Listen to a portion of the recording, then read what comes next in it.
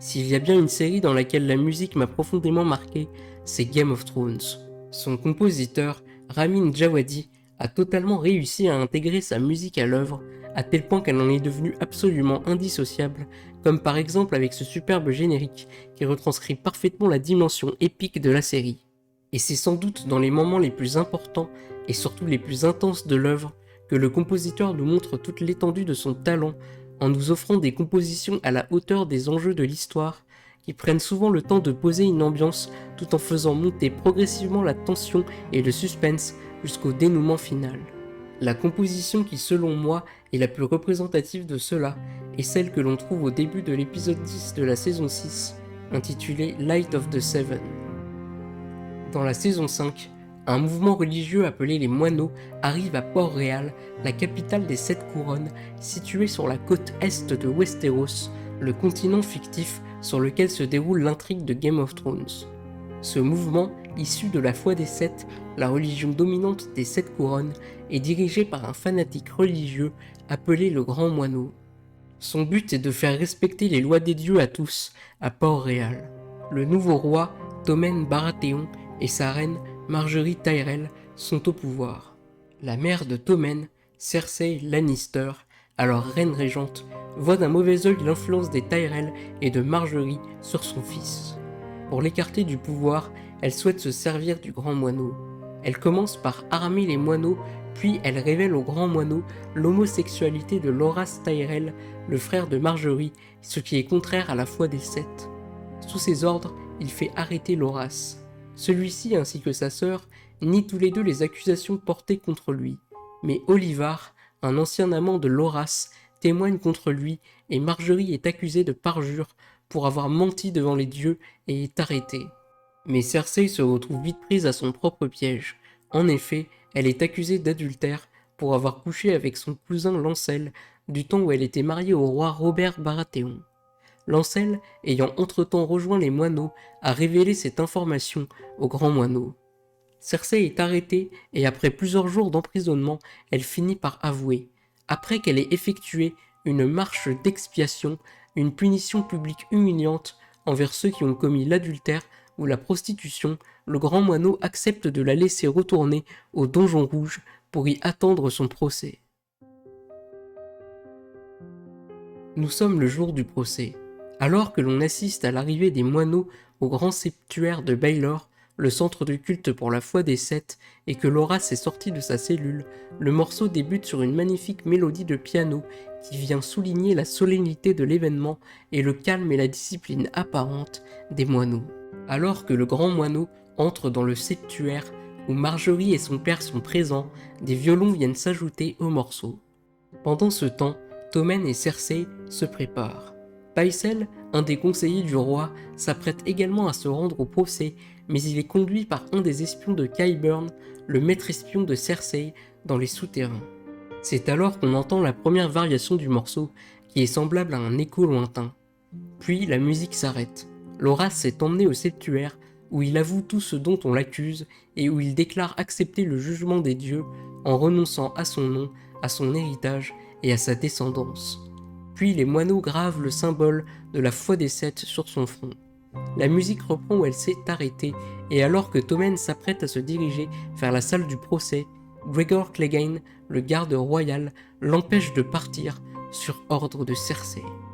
Le spectateur comprend immédiatement que quelque chose se trame, et la musique intensifie le suspense. Le morceau se répète, tandis qu'au septuaire, Marjorie s'aperçoit que Cersei est absente, et le grand moineau envoie Lancel la chercher au Donjon Rouge. Sur le chemin, il aperçoit un espion de Qyburn et décide de le suivre. De son côté, Pycelle se retrouve face à Qyburn alors qu'on entend la deuxième variation du morceau. Alors qu'ils discutent et que Pycelle comprend que quelque chose ne va pas, on entend de nouveau la première variation. Puis, alors que l'on assiste à la mise à mort de Pycelle à coups de couteau par les espions de Qyburn, on entend une nouvelle variation dans laquelle des chœurs harmoniques font leur apparition, puis un violoncelle, ce qui apporte de la gravité à ce qui est en train de se passer. La musique s'arrête un instant alors que l'on voit Lancel continuer à suivre l'espion de Qyburn qui se fait transpercer le genou par le jeune garçon. La musique reprend alors subitement et un orgue fait son apparition. Marjorie remarque que Tommen ne s'est pas non plus rendu au procès et fait part de ses inquiétudes au grand moineau, se doutant que quelque chose de terrible va se produire. La musique vient ici souligner l'inquiétude grandissante de Marjorie, ainsi que l'urgence de la situation et la montée de la tension. Lancel découvre 3 bougies au milieu d'une flaque de feu grégeois, un explosif conservé en grande quantité dans les souterrains. Alors que le rythme du morceau s'emballe, Marjorie ordonne à tout le monde de quitter immédiatement le septuaire. Tandis que la musique s'intensifie progressivement, et ce jusqu'à sa fin, Lancel tente d'atteindre les bougies, mais il est déjà trop tard.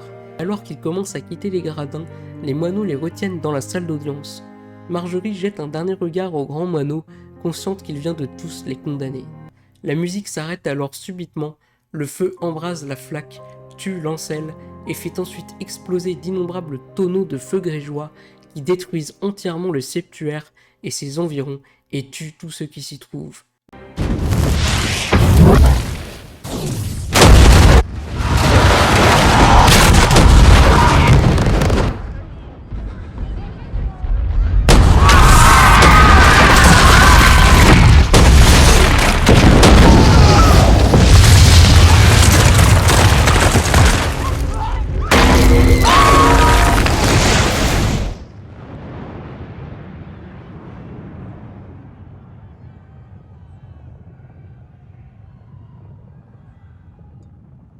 Depuis le Donjon Rouge, Tommen assiste avec horreur à la scène. Suite à la perte de son épouse, il décide de mettre fin à ses jours et se jette du haut de la fenêtre de sa chambre.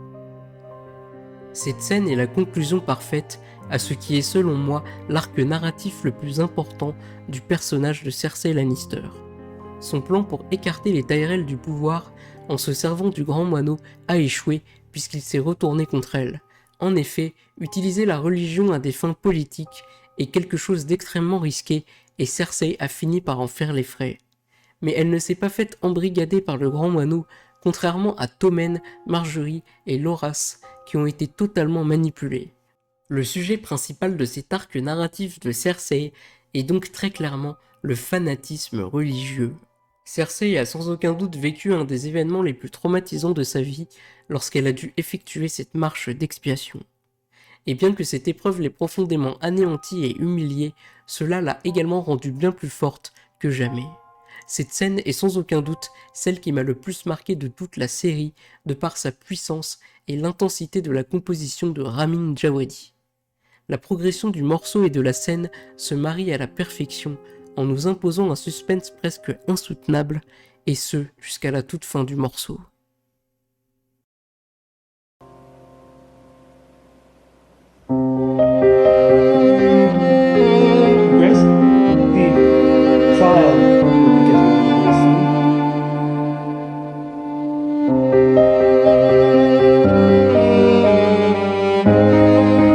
Are you prepared to stand trial and profess your guilt or innocence before the seven?